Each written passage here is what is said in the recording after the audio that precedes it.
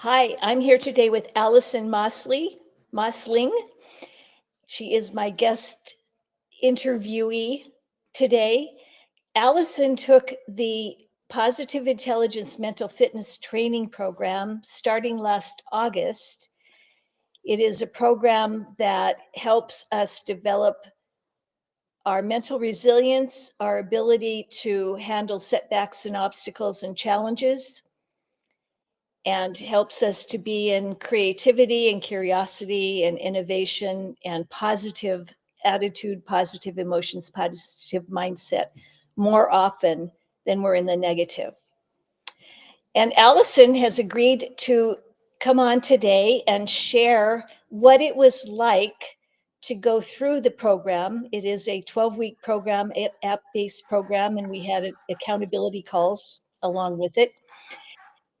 And so I've asked Allison to kind of think about what she was like before she took the program and how she is now after taking the program and then several more months of mental fitness training on her own, and and to share with us how that mental fitness training program has changed her, because this program rewires our brain as we do it.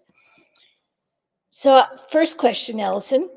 Thank you for coming on today. My Before pleasure. mental fitness, before mental fitness training, how did self-doubt typically show up in your career and life? Yeah, thanks for having me, AJ. I'm pleased to be here. Um, Before beginning the Positive Intelligence program, I think what noticed was that I was falling victim to imposter syndrome, which I know is common with a lot of female executives and non-executives that I work with, and I don't think it's just limited to females or any particular gender. I think it's something that we all struggle with, is that sense of, am I really good enough? And it's that self-doubt that you talk about getting in the way, saying, am I perfect enough? Am I high achieving enough? Is there some shoe around the corner that's about to drop? So all those, and I've just kind of listed the top three things that were getting in my way when I was dealing with self-doubt personally. And that, we know there are a lot of other ways that self-doubt can get in your way, but those are my top three that I kind of struggled with the most. Good, thank you. And what was the turning point that made you decide to invest in mental fitness training? So when I emailed you about this program and you said yes, what was it that made you decide to say yes? Well, I'm already a regular meditator. And I thought there was something very interesting about the intersection between the program that you were offering and the meditation that I was doing and have been doing, honestly, for the last 20 years. But of late, I have been spending more time on self discovery, on how to self improve, how to be less triggered, particularly in the work environment. And particularly as we're in stressful times and people at work get stressed out, how do I change my reaction to have it be not about their reaction, but about how to be logical and calm and focused in the situation? And so that was something that really appealed to me about the program that you were offering, and why I said, yeah, sign me up. Sounds great. Why not? Let's give it a try. Love it. So tell me more, a little bit. You talked about the intersection between mental fitness training and meditation. Tell me Mhm. a little bit more about that intersection. So, for those who may not be regular meditators, it's an opportunity when you meditate, it's an opportunity to kind of change your brain waves, right? Disconnect from this 3D reality that we're living in and go into another space and time, and calm down your nervous system, calm down your autonomic system. Um, and usually, when you're doing meditation, you're taking out 10 to 60 minutes, depending on how committed you are, to completely tune out the world. And that's a little challenging when when you're working, right? When you are in the middle of back-to-back meetings and you don't have even 10 minutes between meetings. Sometimes you're late for one because you're dialing in or walking into the next one. So what I was interested in is some of the techniques that this program taught that you can do in real time, that you can do while you're chatting with someone, while you're in a meeting, when you catch yourself having a reaction.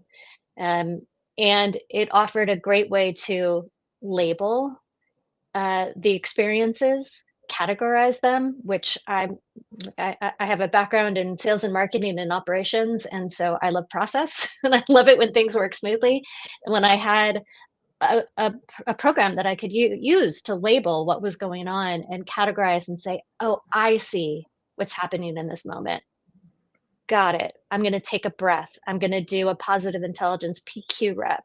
I'm going to take a moment while not losing track of the environment that I'm in to catch myself, to settle myself, to know that I'm just having a reaction and it's not necessarily a logical one." Yeah, I love it. I love it. Yeah, the program, I mean, something as simple as really focusing on the person you're talking to for that first 10 seconds. Yes. Really Yeah. noticing, I always notice your lovely curly hair, but Thank really you. focusing on your curly hair for the first 10 seconds. And that is what you call the positive intelligence rep, which is a way to shift our brain from negativity survival mode to positivity, where we can access those positive emotions. And that's a great way as you're walking down the hall from one meeting to the next. You Hmm. can you can do PQ reps on the people you see or the sights along the hall. Right. Or the sounds that you hear, even. What's beautiful about it is you can engage, and it teaches you to engage every sense. So if you're in a room that's been dimmed because you're doing a presentation, you can focus on audio cues in order to do those positive intelligence reps and kind of tone down your reaction in the situation. So it's like these mini moments. For me, it's a mini moment of meditation. So it's the best of both worlds. I get to stay engaged, I get to still be professional, and I get to drop into the same kind of sensation and calming experience that I get when I meditate. Wonderful. And how does that state change how you talked about react not reacting? Mm. What does getting into that mini meditation, that moment of calmness, what does it do for you in that moment when you've been triggered by something? It is, when we went through the program, there was sort of an analogy of, why would you keep your hand on a hot stove if you knew it was burning you? So, and it's a really perfect analogy, because if I'm getting triggered at work, why do I want to? Why do I want to stay in that trigger? Why do I want to? I don't, right? And I don't want to keep my hand on the hot stove, if you will. So, being able to notice, identify, label, and detach by focusing on a sense then allows me to step out of that reaction and see it for what it is, which is a trigger that probably has very little to do with what's going on in the environment, and much more to do with my baggage, um, and allows me to then come at the situation from a fresh perspective, and one that can be more logical, more business based, more about the common goal that we're trying to accomplish in whatever group setting it is that I'm dealing with. Wonderful. So it helps with collaboration and team. It does. It does. If you're dealing with a variety of people who are maybe struggling to find common ground, and you see that some people are getting triggered, it's a good opportunity to kind of help take the whole group back and say, all right, hang on, stop. let's Yeah. let's regroup. Tempers are flaring here. Yeah. Yeah. Could you describe a specific situation where your new mental approach has made a significant difference? I think that actually preparing for this interview is one that I wanted to share. When AJ asked if I would be willing to do this, I honestly, the first thing that went through my head was 12 reasons why. No, I didn't. No, thanks. But Yeah. then, then I did a PQ rep and I took a breath and I thought, well, wait a minute. Why am I saying that to myself? What is the self-doubt that's getting in the way? Well, it's the fear of not being perfect, the fear of being vulnerable, the fear of potentially portraying something that as a woman in business I don't want to portray. So those were all challenges. But as I thought through that and I thought through the positive approach to life, I thought, well, that's ridiculous. This is something that was really transformative for me. Why would I not share this great information with others? And why would I not support AJ, who's been so supportive of me? So I think that, you know, taking that moment to say, stop, take your hand off the stove, think positively, think about the benefits of this rather than the things that scare you. And so, so here I am. I said yes, and here we are in the middle of our interview. Yes, and I'm so happy for it. You're outside your comfort zone. I am. And those 12 reasons that your internal judge came up with when you read the email, all of those are our judge is designed to keep us in our comfort zone Hmm. because we think we're safe in our comfort zone. Hmm. But all of the good stuff, the growth, the challenging but transformative situations are outside comfort zone. So Yep, absolutely. you And said, that's where the unknown is, right? And it's terrifying, but it's also what delivers you the hey, weren't you on AJ's live stream? Like, let's get connected, right? That's how you engage with the rest of the world, and it's I felt like you gave me an opportunity to do that, and I should just take it by the horns and say yes. awesome. And we are going to do something that we learn in the mental fitness program that's really key is to celebrate our small wins. And we could celebrate by saying, way to go, Allison, or we could go big. Right. And I am getting comfortable with going big. So I'm going to go big celebrating. You can celebrate in whatever understated or outsized way you want, but we're going to celebrate for 10 seconds. Woohoo! Woo! I did it. Ha-ha! So proud Yay! of you, Woo! Allison. I'm giving you High virtual high. fives. High fives. Yeah, High yeah. fives. Yes. High five. Yes. It seems, the celebrate seems silly, but it is amazing what it does for our nervous system. And our brain says, I want more of that. Hmm.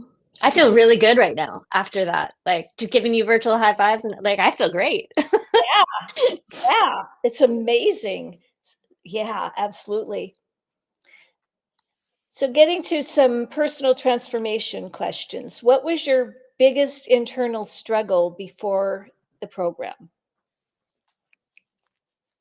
Um, I think that from a work perspective, I think it was twofold. One, I when I went through the program and I had my inner saboteurs um, um, evaluated and given a level, and those are the voices that support the judge that say, you're no good, and here are the reasons why you're no good. Unsurprising to me, one of the highest ones was that I'm hyper vigilant, like always waiting for the shoe to drop, always assuming that something's bad is right around the corner or is going to happen. I come by that honestly. Um, so I wasn't surprised when that rated high, but it was showing up in the workplace where I would get very triggered if someone got, um, well, passionate for lack of a better word, but let's be clear and let's, if someone was really angry, I had trouble with that. And as I was progressing in my career, that became more and more of a challenge to be stuck, to be dumbstruck when someone's angry. So that was something that I felt was holding me back. And then additionally, I'm a very, one of my other saboteurs is hyperachiever, which I was not surprised by either. And it's that inner voice that says it's never enough. You've never achieved enough. And but it comes with this niggling self-doubt that is the imposter syndrome that I was talking about before. And that's something that I've been struggling with in the last portion of my career as well. As I reached a vice president level in tech companies, I had that sensation. And I know having spoken with others, I know I'm not alone. Um, but I think that my hyperachiever saboteur really contributed to my judge telling me, "You sure you're good enough? Mm. You sure you're working hard enough?" So I think those were some of my biggest challenge areas. And, I hope that sharing that other people can relate and say, "Oh yeah, I know that. I know that feeling."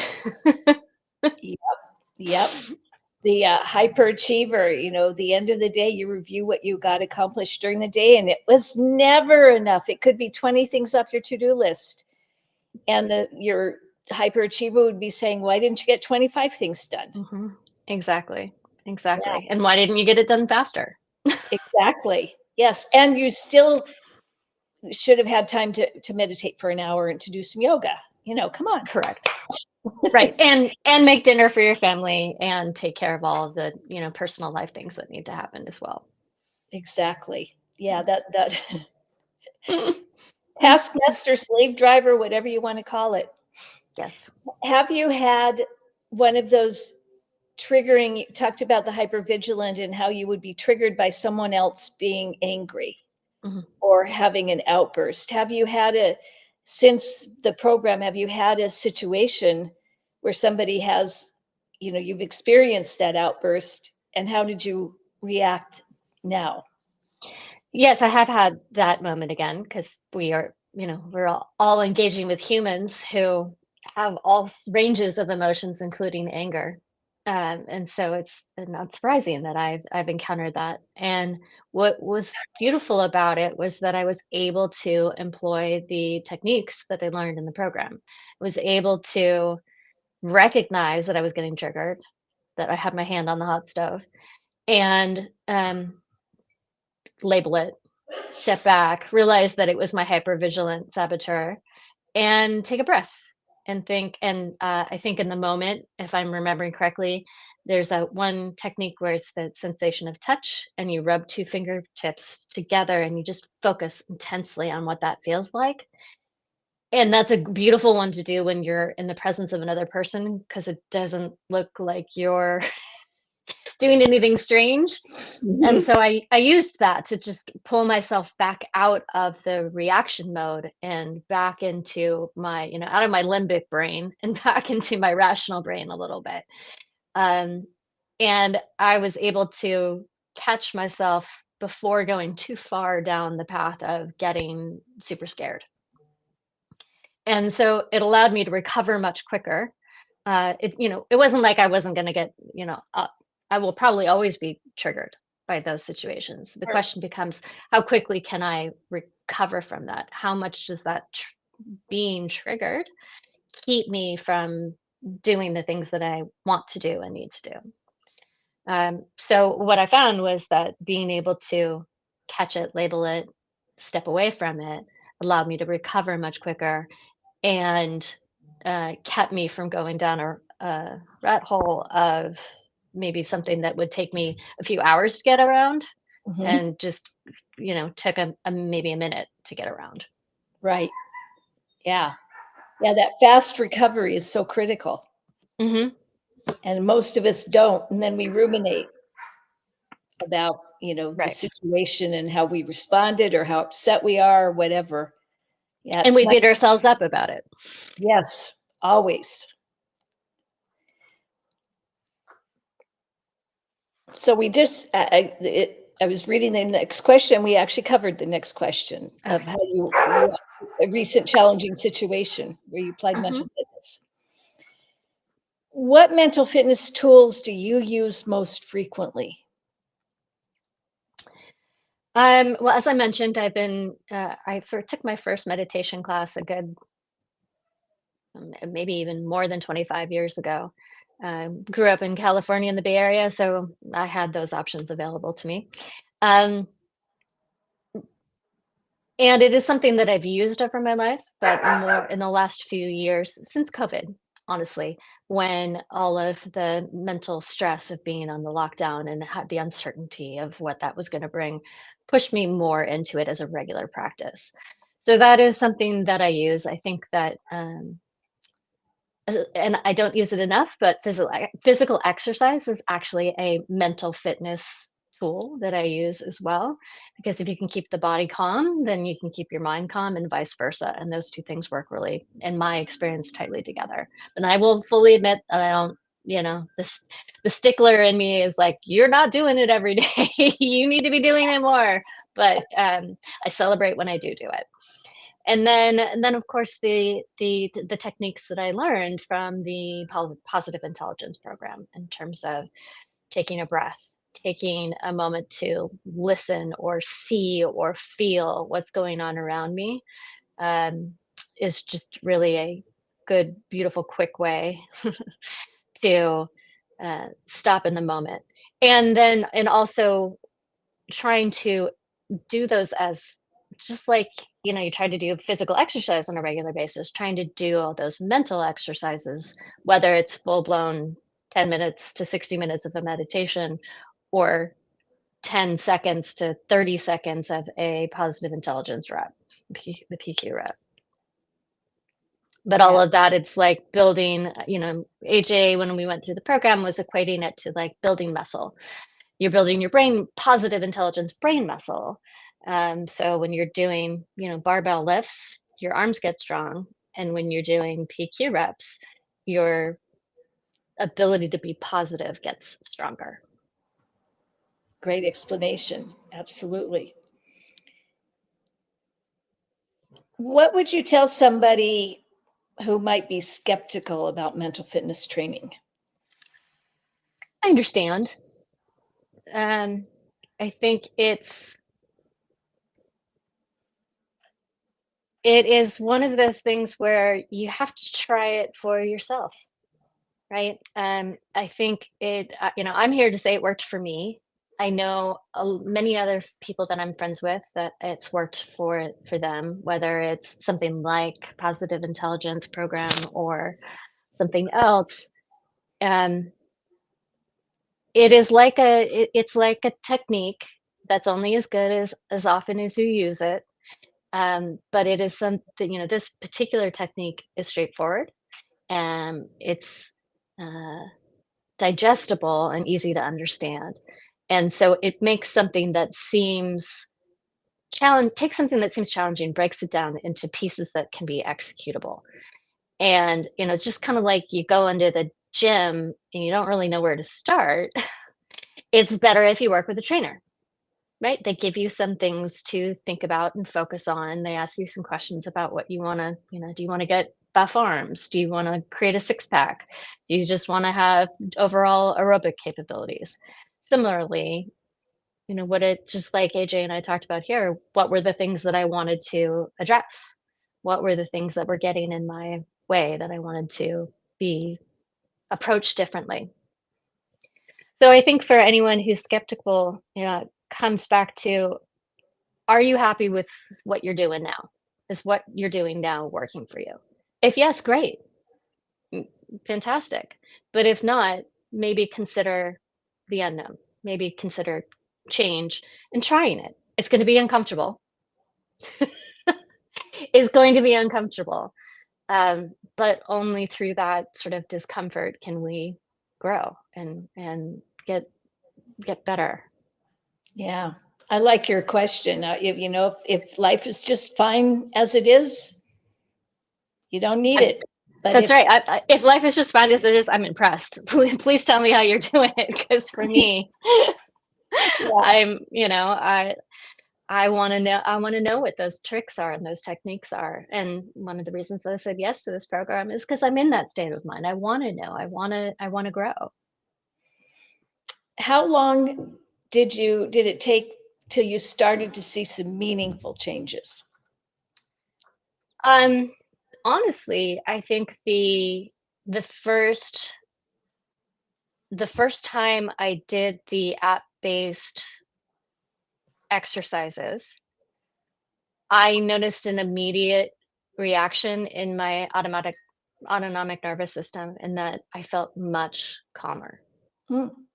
just from 30 seconds of deep breathing.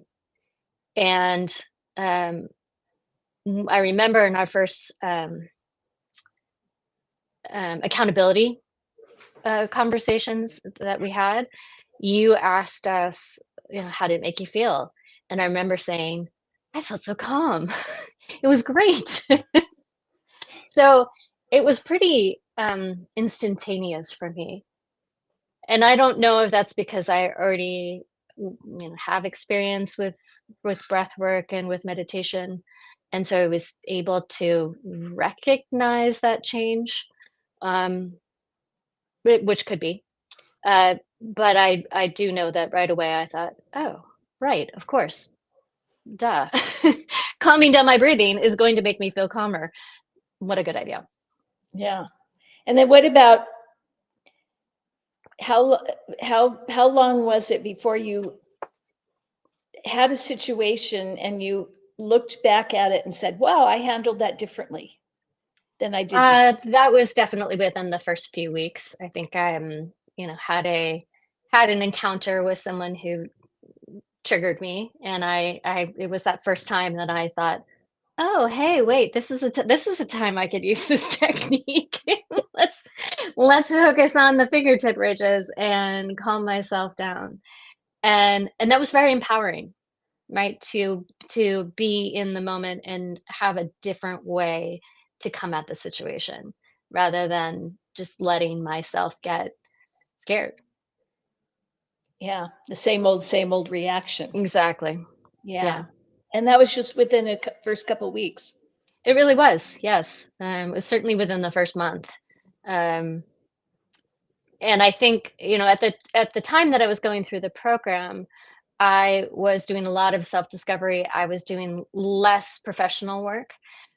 So I was encountering fewer humans than I might have otherwise.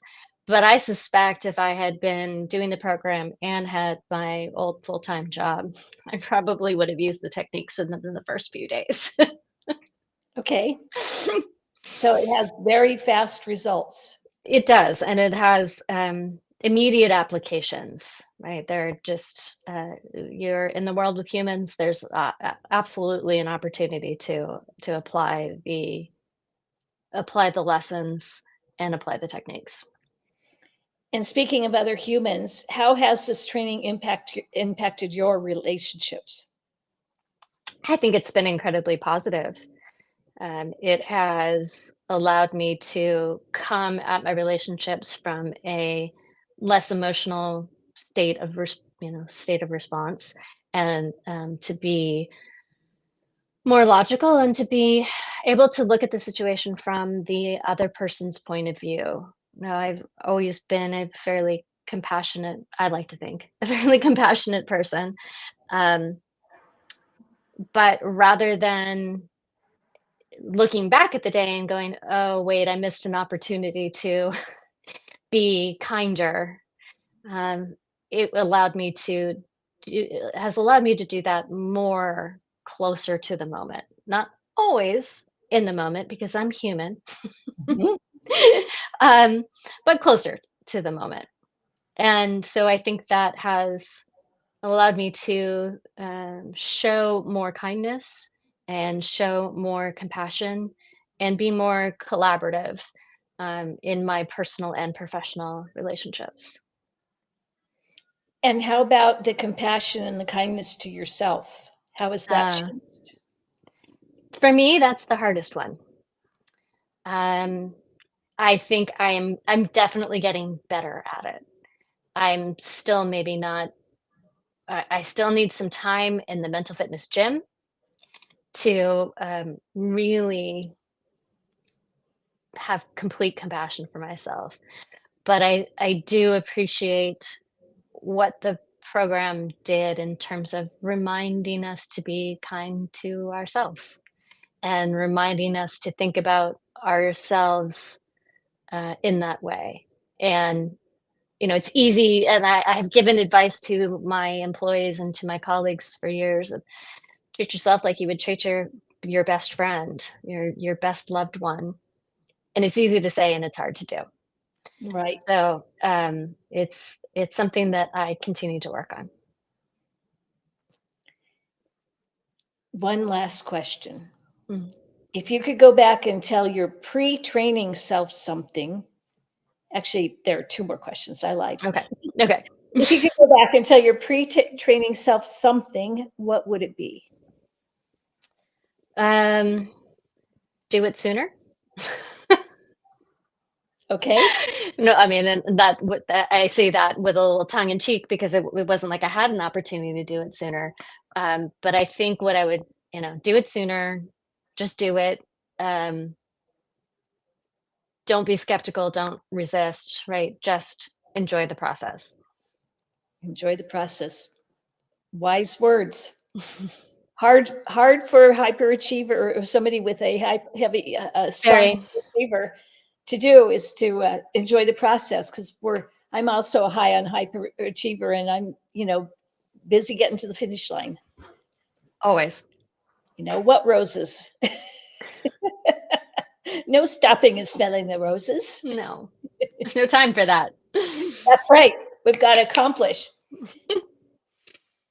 This is the last question. What is one belief about yourself that you've completely transformed as a result of mental fitness training? That I'm not good enough. Ah, So now I know I am complete, just as I am.